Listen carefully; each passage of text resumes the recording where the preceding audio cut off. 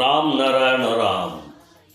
রাম নারায়ণ রাম এমন একটি মন্ত্র যা জপ করে মনে শান্তি পাওয়া যায় এবং আমাদের মনে নেতিবাচক চিন্তা ভাবনা কোনো কিছু আসে না। যে কোনো ব্যক্তির মন দিয়ে এই মন্ত্রটি জপ করা উচিত। আপনি কাউকে মন্ত্র জপ করতে বাধ্য করতে পারেন না, তা তাকে তার নিজের হাতেই ছেড়ে দিন।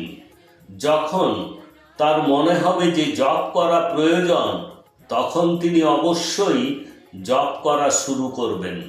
তাতে যদি তার কয়েক মাস সময় লাগতে দিন। কমপক্ষে তারা মন্ত্রটি তো জপ করা শুরু করবেন। রামনারায়ণ রাম জপ বিপুল সংখ্যক মানুষের কাছে পৌঁছে দিতে হবে। একটিই সূর্য রয়েছে, একটিই পৃথিবী রয়েছে, একই মহাকাশ রয়েছে এবং এসব কিছুর নিচে বসবাস করে মানুষ, প্রাণী, উদ্ভিদ, গাছপালা। তবে মানুষ বলে যে সে নাকি সর্বশ্রেষ্ঠ, বাকি সবাই তার কাছে ছোট, ক্ষুদ্র। তা মানুষ সবকে মেরে ফেলুন আর কেটেই ফেলুন, এ বিষয়ে আমার কোনো উদ্দেশ্য নেই। এই সব মানুষকে জিজ্ঞাসা করা উচিত যে পৃথিবী যখন এক, মহাকাশ যখন এক, তখন কিভাবে মানুষ বড় হতে পারে? বালক ব্রহ্মচারী মহারাজ বলেছেন যে সমস্ত মানুষ সহ এই পৃথিবীতে যা কিছু রয়েছে সব সমান। কোনো ব্যক্তি, বস্তু, প্রাণী, উদ্ভিদ এবং গাছপালা বড় বা ছোট নয়। এই পৃথিবীতে মানুষের যদি বুদ্ধি আছে, তবে পাখির কাছে উড়বার ক্ষমতা রয়েছে। গাছগুলি বায়ু দেওয়ার ক্ষমতা রাখে।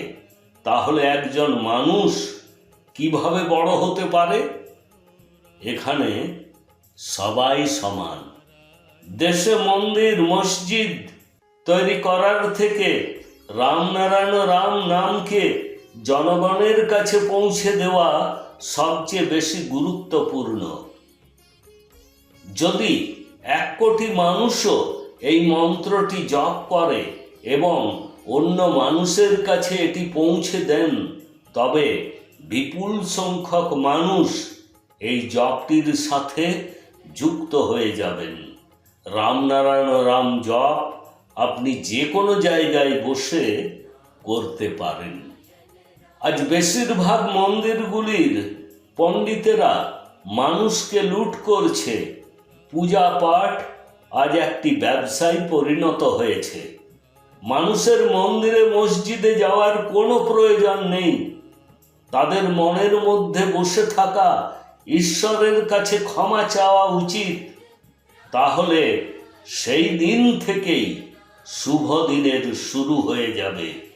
অতএব আপনি রামনারায়ণ রাম জপ করুন এবং তার সাথে সংযুক্ত হওয়ার লাভ পেতে থাকুন।